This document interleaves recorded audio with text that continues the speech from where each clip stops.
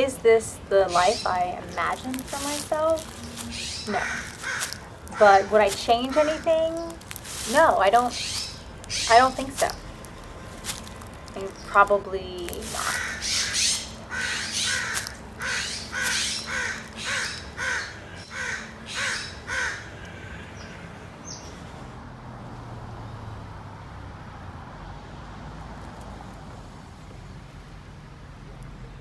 Throughout history, there's been a long documentation of the relationship between crows and people. And in particular, there's been some really interesting bonds that have been developed between crows and people, in particular around the idea of sharing. The crows believe in reciprocity, so they give the humans who give them objects, they bring objects back to the people. Fortunately, we have firsthand documentation and experiential knowledge that validates this theory. We have recently had these earbuds, which we dropped in a park, delivered and returned to us by a crow.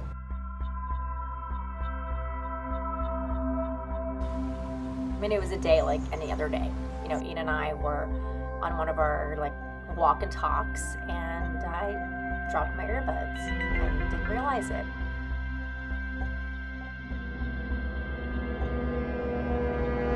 I didn't feel them until probably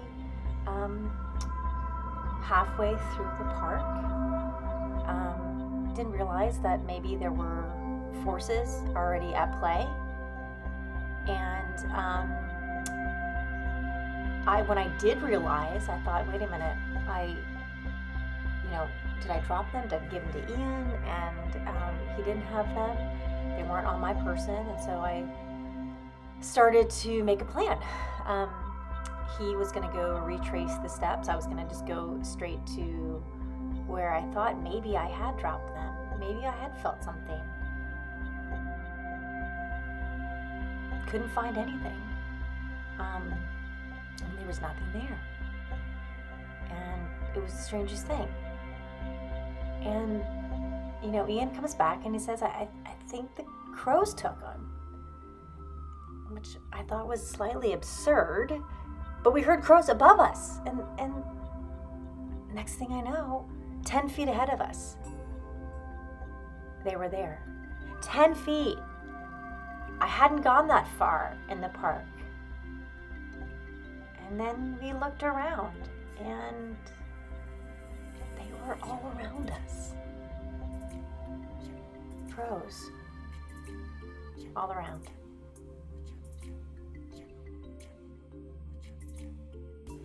I have been working in the garden over the last several weeks, tilling the soil. And as I till the soil, obviously bugs turn up.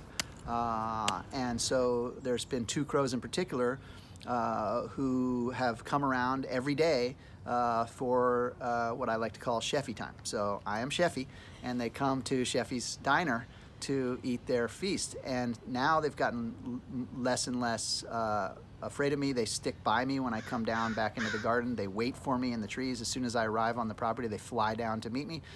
And the park where this happened is right down the street from our house. And we were on our way to the house.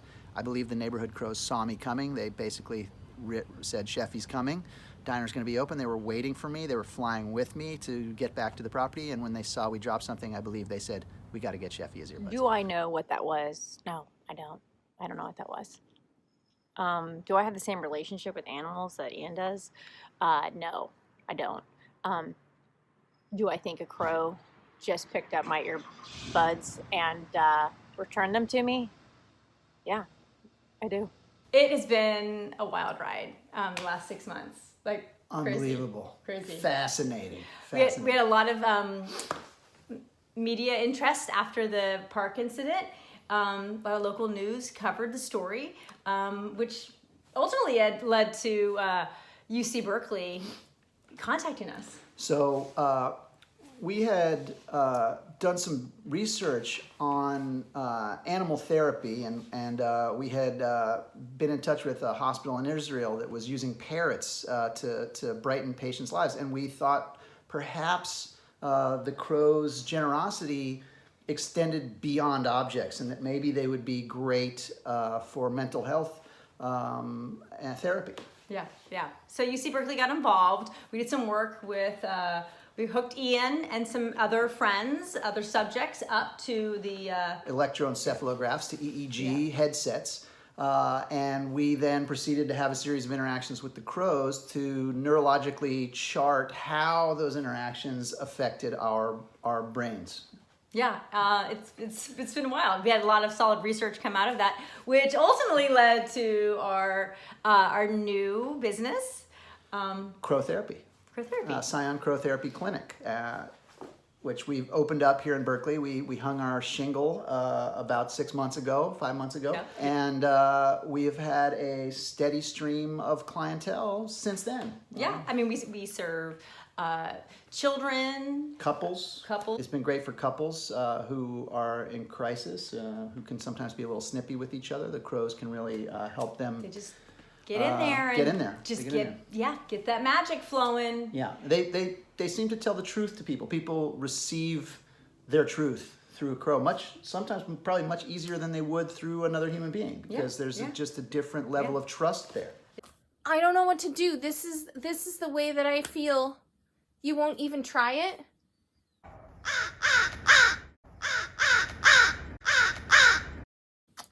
All right. Hi.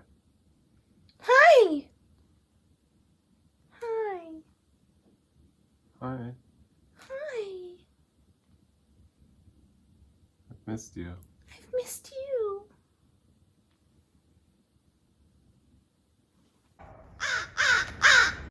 So we've kind of made a name for ourselves in the Bay Area, really. Maybe even West Coast. We're been invited to open up some other crow therapy clinics. One in Berlin. We're thinking about opening one up in the Mayan Riviera. So we're just a lot of opportunity there. Yeah, we're hopeful for a global presence and appreciation of the crow. The power of the crow. Power of the crow. The generosity of the crow. Very generous.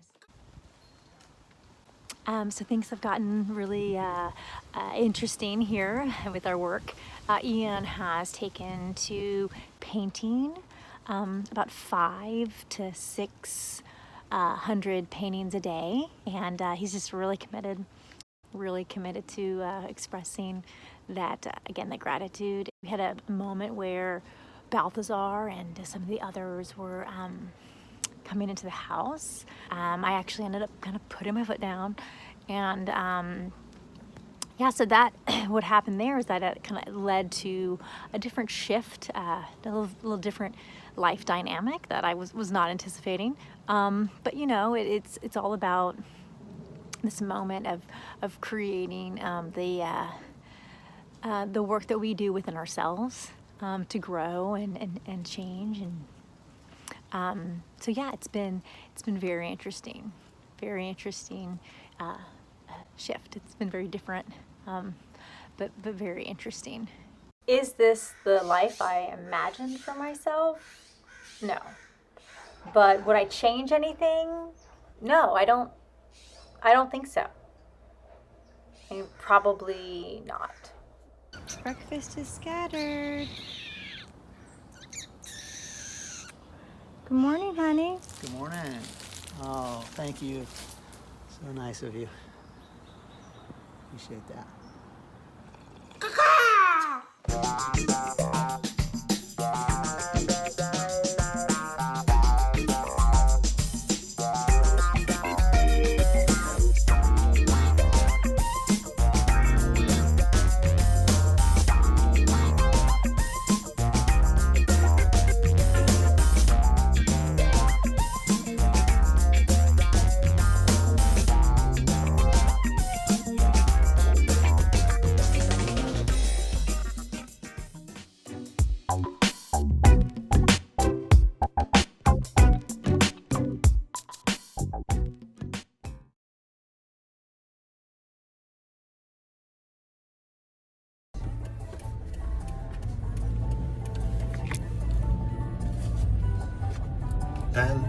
ouf, lait.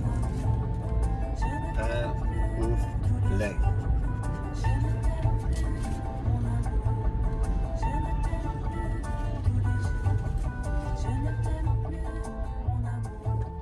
Parfois j'aimerais mourir tellement j'ai voulu croire.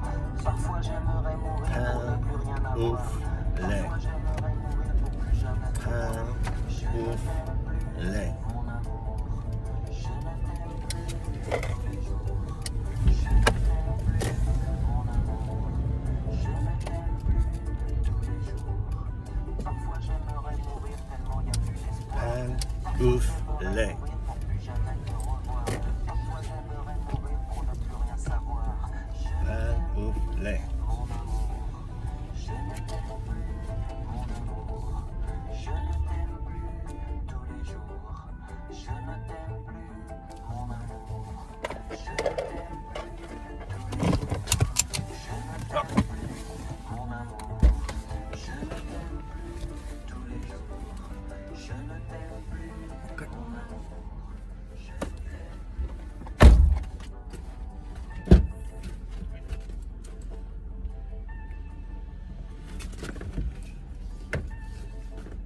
Oh merde, mon masque.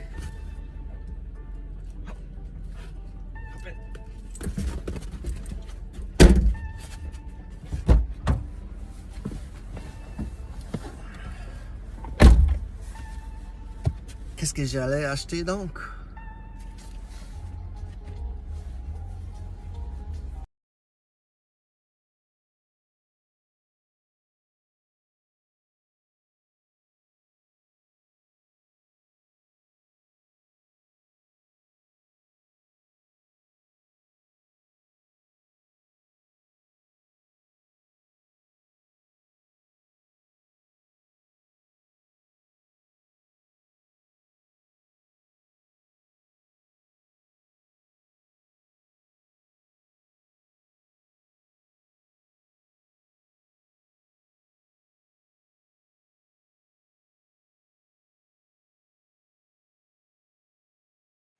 This is a video about dandelions. I made a video about dandelions because they are very important. They are known to have played a very prominent part in the unfolding of history. It is said that Hamlet blew on one on his way to the castle right before he used flower petals to decide whether or not to be. And Cyrus the Great had a habit of trying to get high on them. And then there's the infamous dandelion wars, which was me and my boyfriend's very romantic and not at all painful courting era, where we blew dandelions in each other's faces.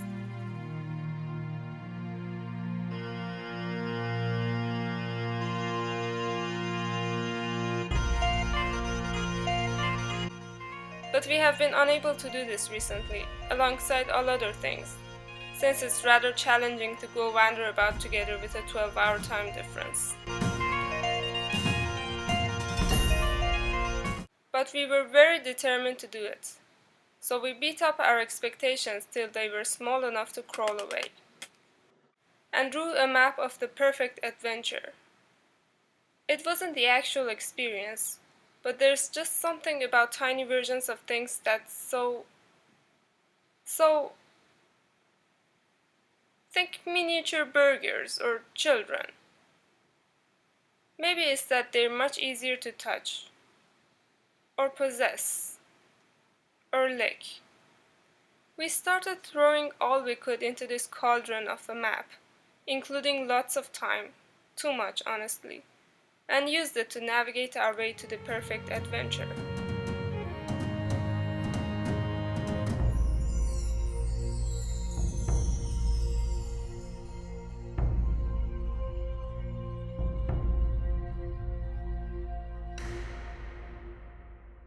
As with any good adventure, it had to have protagonists who set upon a meaningful journey.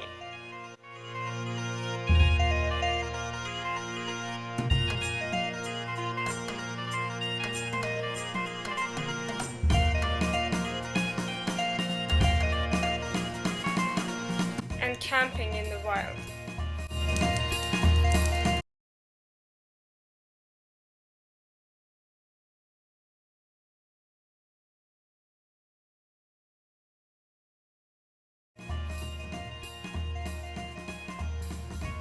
tea by the fire.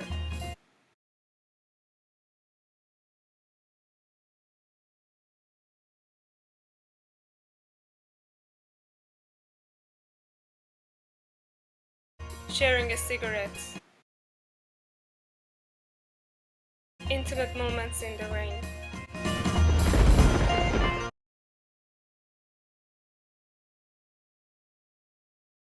Sphinxes with clever riddles.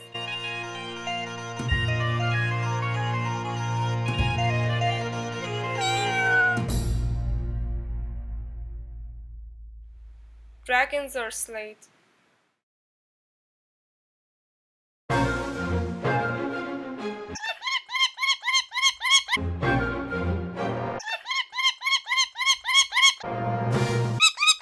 A change in personality by the end.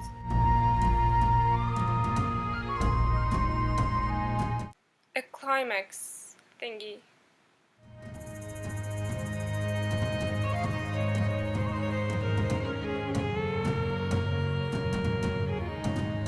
The emptiness after the climax.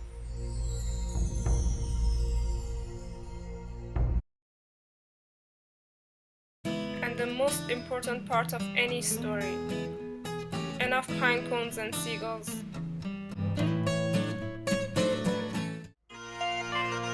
And great company.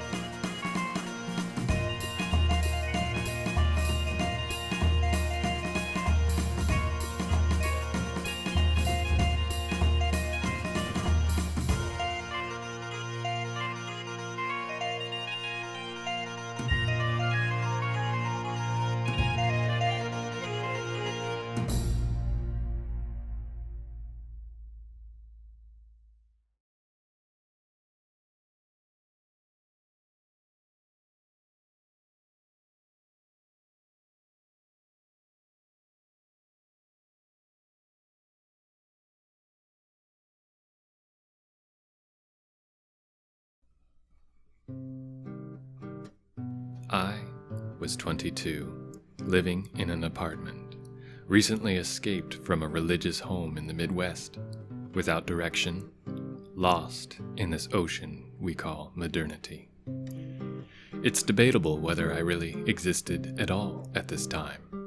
The word that could perhaps best describe me was roommate. I made a feeble attempt to attend the local community college, but after a while I stopped seeing the point of it and slowly faded away.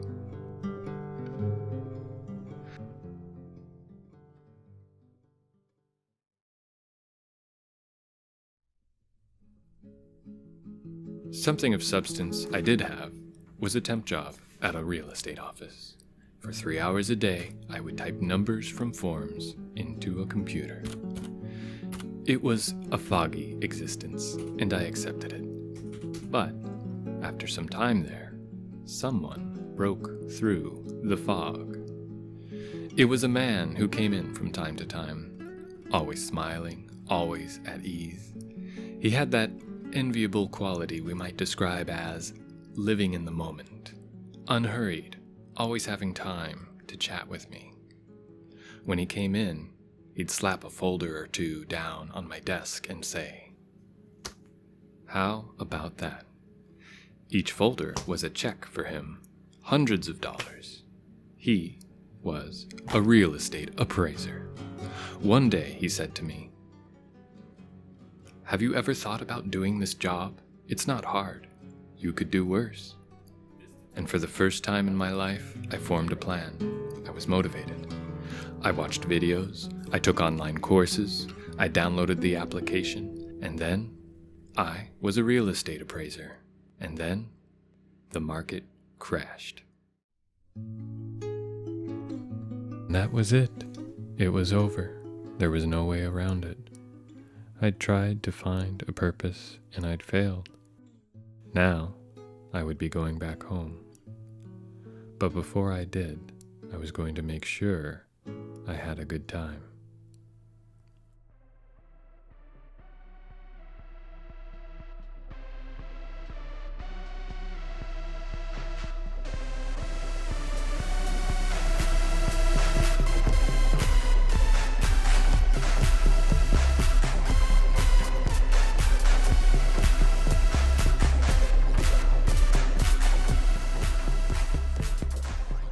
That night, I had propositioned a woman at the bar. She rejected me playfully, saying I was thinking with the wrong part of my body. If I wanted to connect with anyone, I should use my heart and my mind instead.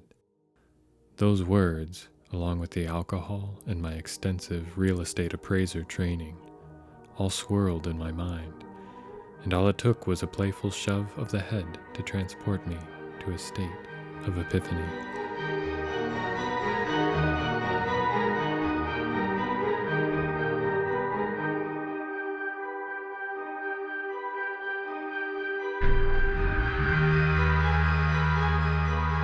I saw that in our natural state we exist as three separate entities or minds.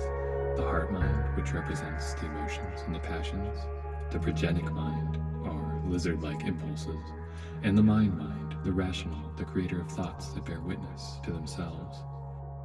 Usually two or more of these minds are at war with one another, and that is why we experience anxiety, insecurity, fear, and by extension, war and other social maladies. And well, you know the rest because you've all read my book, The Me Map, written those many years ago. You've all learned that it is only after reconciliation of the tri-mind that we can achieve a state of inner oneness, a state known as Osmero.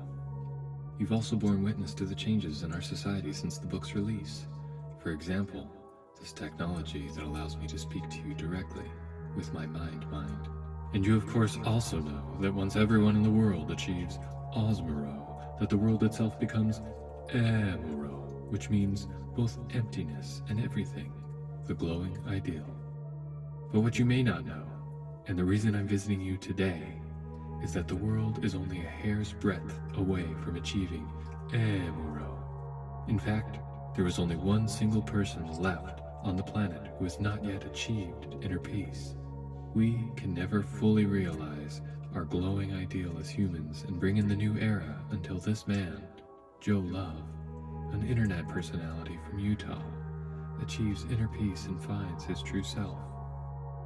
So I'll leave you all with just one question. Will you help him?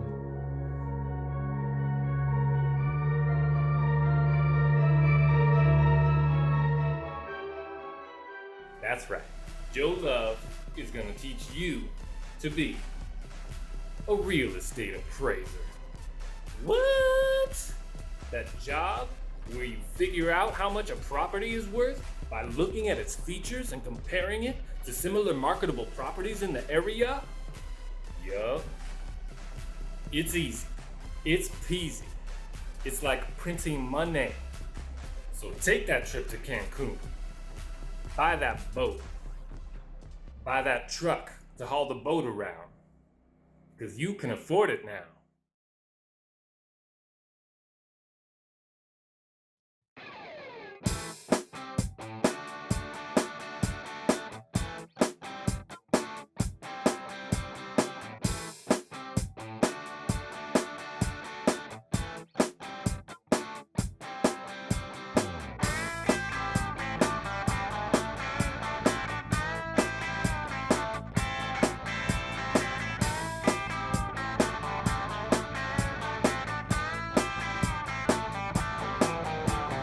Kiss me, lover, you're under my skin, and I don't wanna know where you've been. Your bedroom eyes are undercover, and I'll sanctify all of your sins. Up against the church, she's my kind of evil, and she's going down on sacred ground. Lover, you slay me.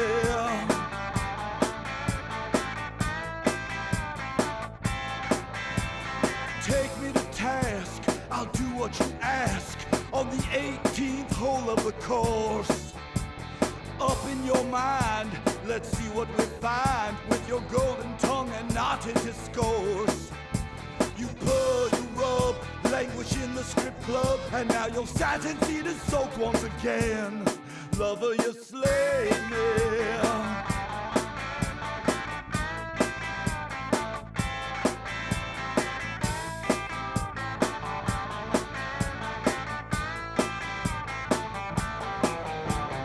Doctor, help, I need your midnight exam. What you packing neath that starched white coat? Breaking and entry, my partner in crime, lapping your luxuries on some other man's boat. Lover, you slay me.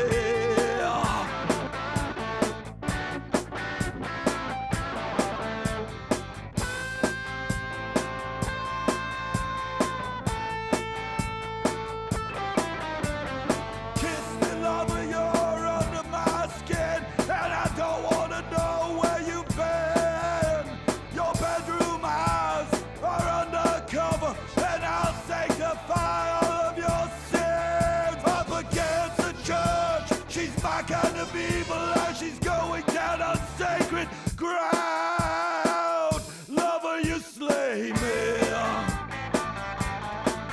Lover, you slay me. Lover, you slay me. Lover, you slay me. Lover,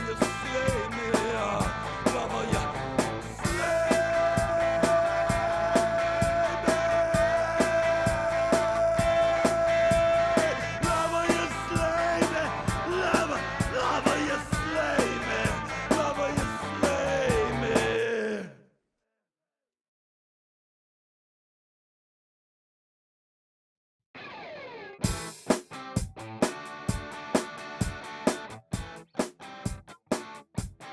One, two, go.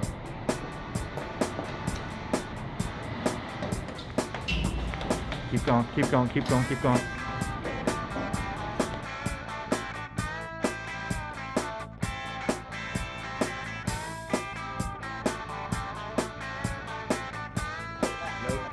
Okay, one more time. Take two. Take two. Lover, you're under my skin, and I don't want to know where you've been. Your bedroom eyes are undercover, and I'll sanctify all of your sins. Up against the church, she's my kind of lover, and she's going down on sacred ground. Lover, you slay me. Yeah. Take me to Wait. I'll do what you ask. Okay, that's good, baby. Oh, that's nice, that's nice. Up in your mind, wishing the strip club, and now your satin seat is soaked once again. Lover, you slay me.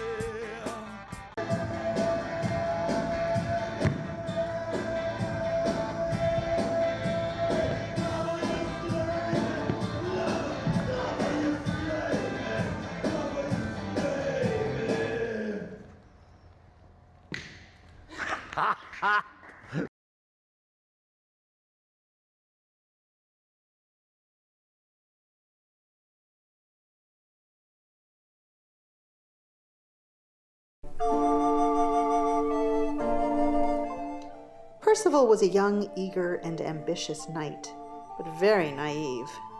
He set out from King Arthur's court to find the Holy Grail. Early on, he came upon a fisherman in a boat. He asked the man if there were a place he could sleep for the night. The fisherman directed him to a castle down the road, and then drifted onward.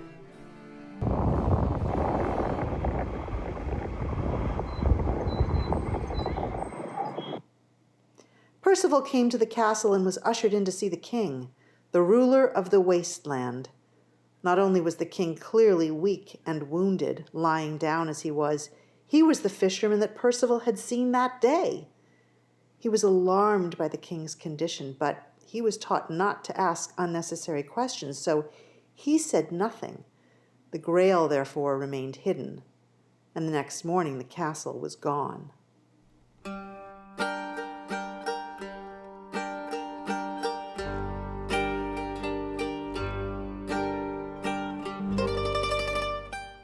My grandfather Eli was born in 1904 in Poland. He married my grandmother, already an American citizen, and followed her to New York. He left behind his parents, 3 brothers and 4 sisters, and his many nieces and nephews, aunts, uncles, cousins, and his many, many friends. They were all Jewish.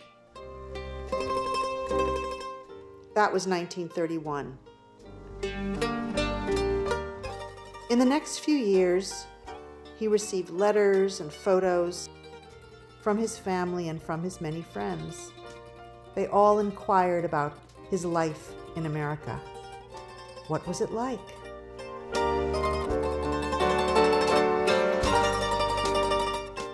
And then the mail stopped. My parents married, but there were none of my grandfather's family in attendance. The last time I saw him before he died, he showed me a picture taken in America. Nope. Never seen this one before. What should I have asked? So what's with this woman? Who was she? Was she like a girlfriend or something? What should I have asked? You're 98 years old. Why are you showing me this picture? Should I have said this? I have never seen this picture before. It seems like she was very special to you. Maybe that's why you kept the picture. Maybe you loved her. Did you care about her very much? You can tell me anything about her and I'll listen.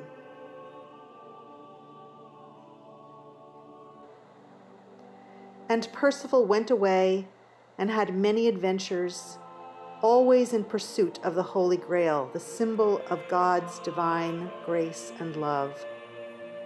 By the time he returned to the castle of the Fisher King, he knew what he needed to say. He saw the king lying down, as usual, clearly still in pain from his grievous wound, and he said with all the compassion in his heart, "What ails you?" And the king was healed.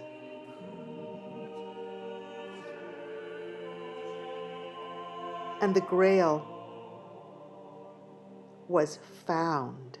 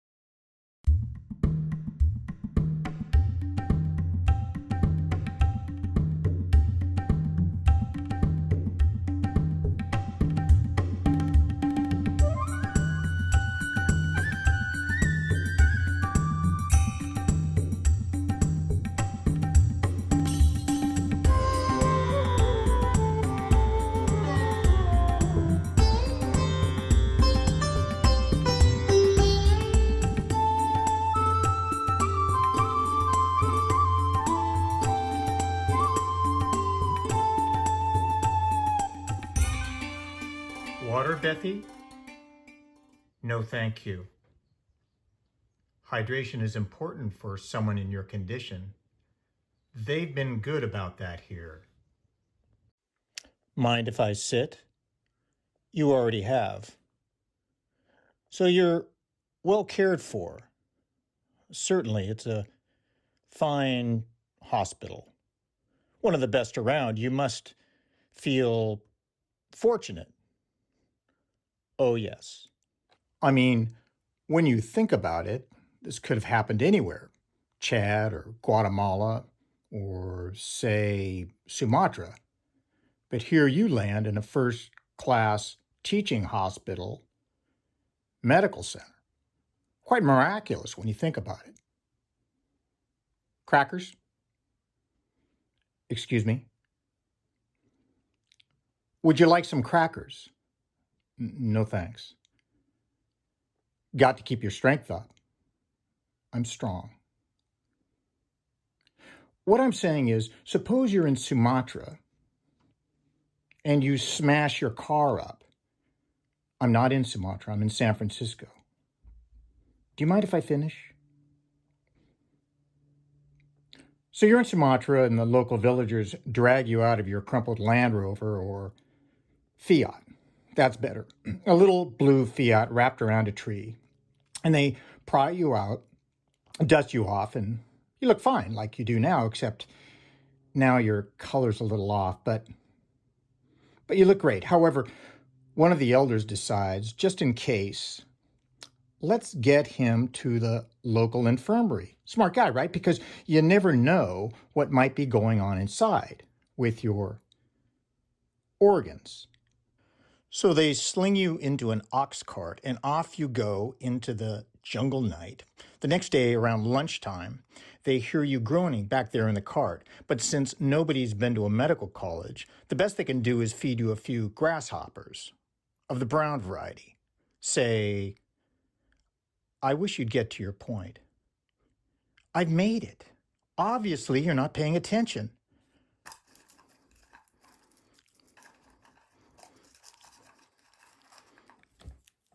Saltines. Saltines. You're not going to get saltines in Sumatra. Eat your crackers.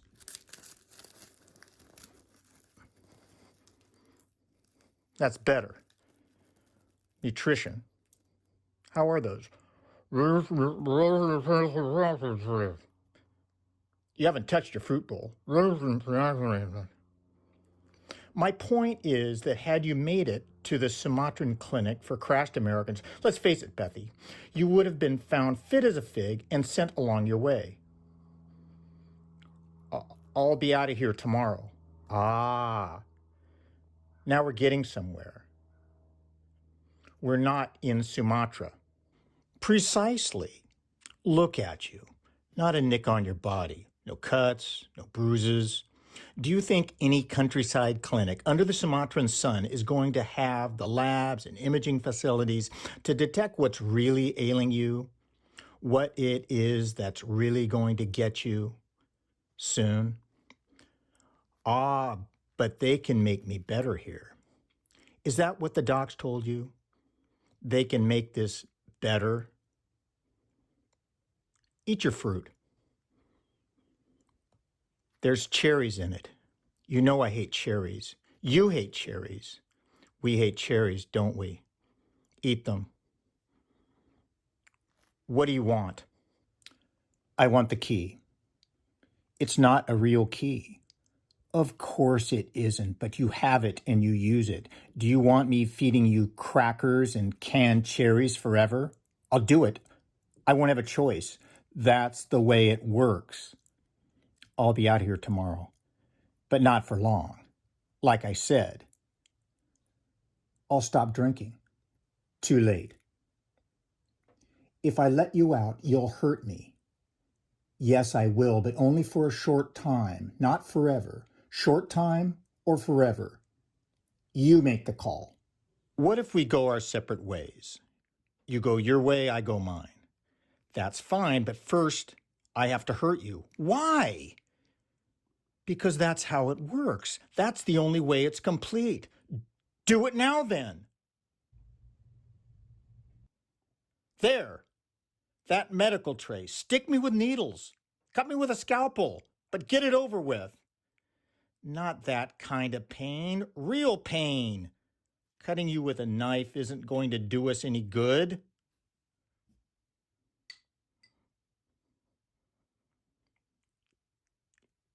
Eat your fruit. If I tell you where the key is, will you leave? Yes, but we'll have a date. A date? To do it. But not today.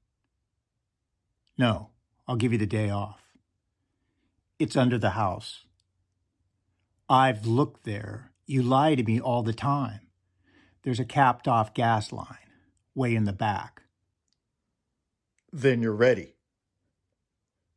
I am. Can I be alone now? Sure. I'll see you tomorrow. We have a date.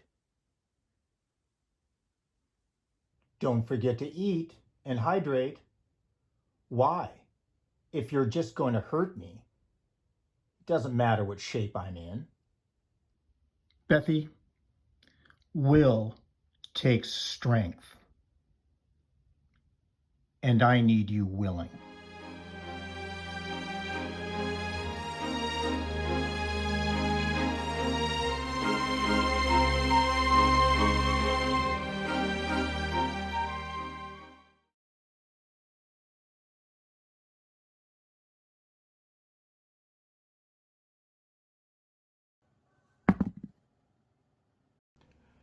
"2020, the year of the plague, and the year of quarantine.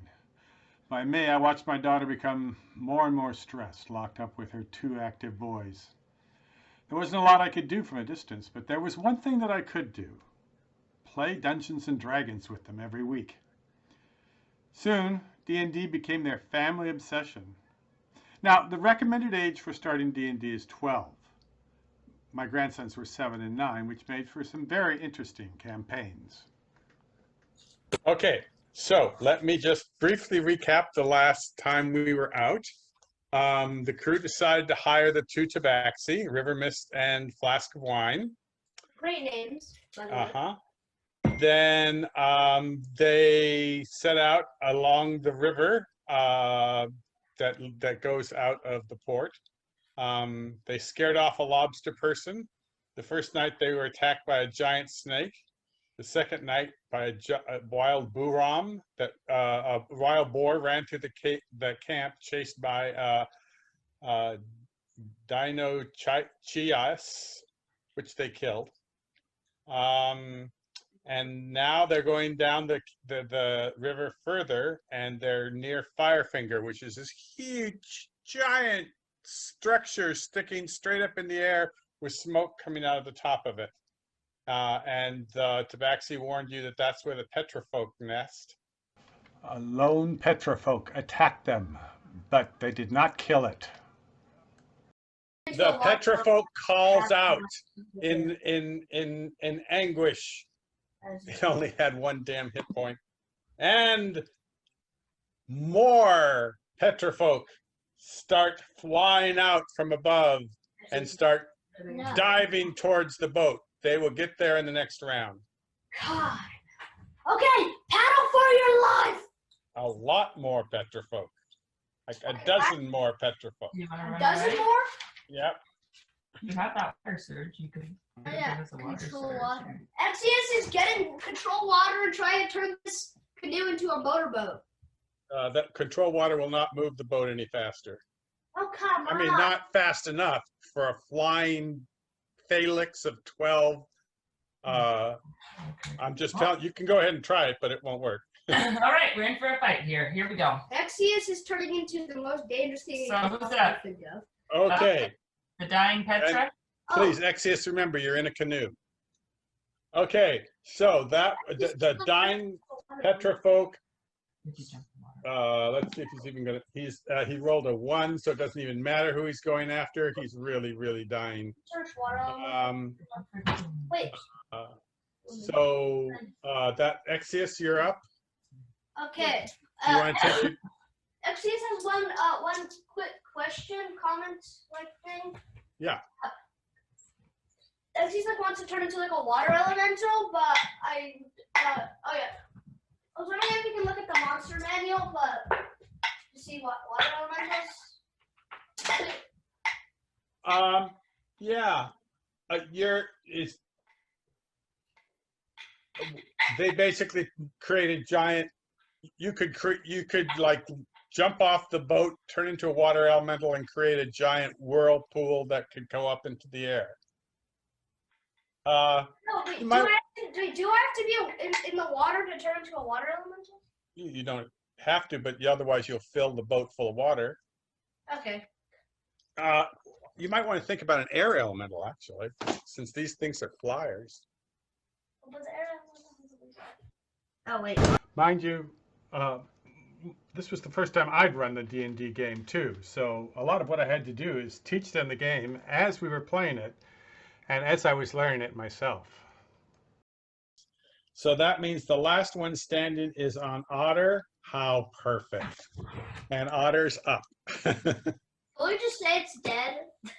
Because like No way. It's got 3 hit points. It's powerful. 3 hit points and there's 4 of us. Elemental. I know, but it can call out again, so Otter has to finish it off. That is. That's a 14 hit. Yes, that's exactly what you need to hit. Okay, so it's dead. It's dead. Yeah. Well done. Boy, in the last round, each one of you knocked off 2 of them.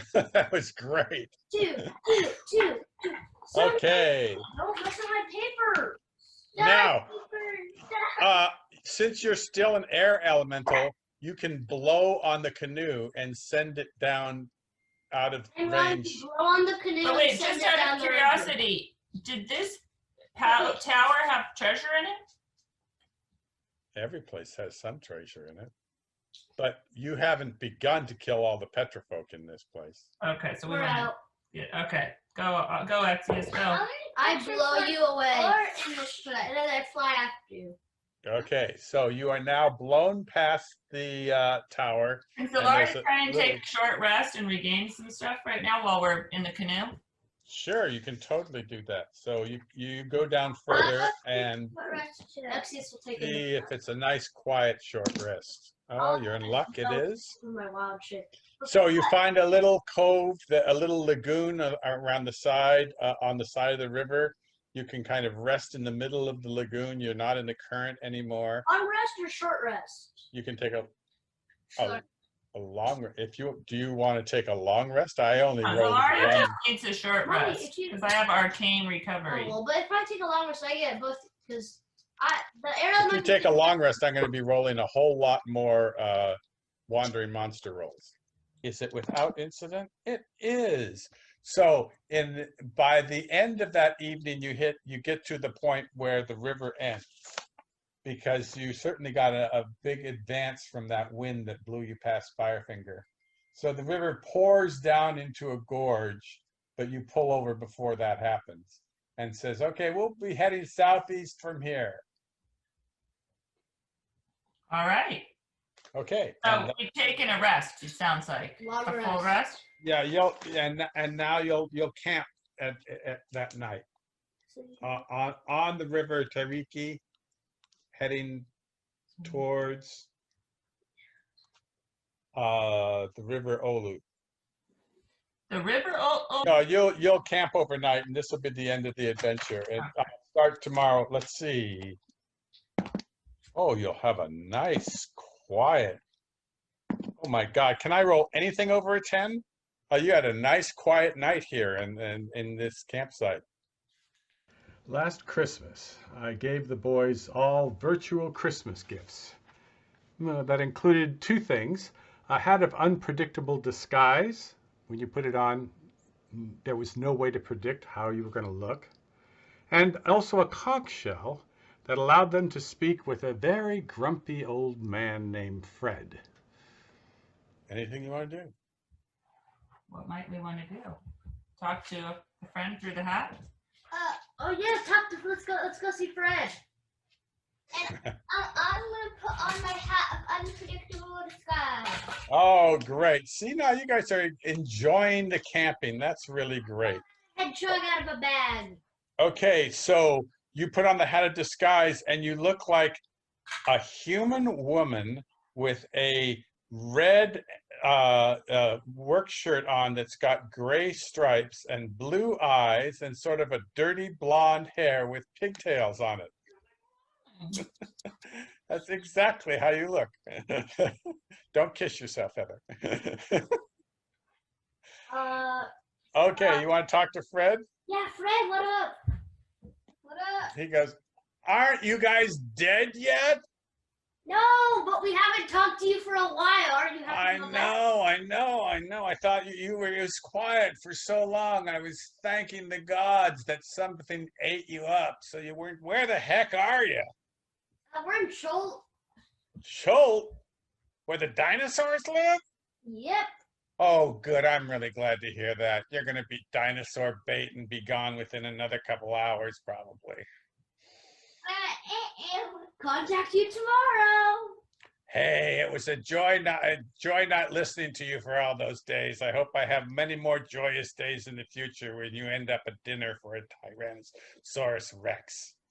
We haven't seen one yet. I bet you will, though. Oh no! There's a Tyrannosaurus Rex coming into camp right now. Shut off the show. Yay! Go, Rexy, go! And then we shut off the show. Oh, and then we notice, oh, look, there's a group of wild boar that just killed it. Nah. Okay. Anything else you want to do?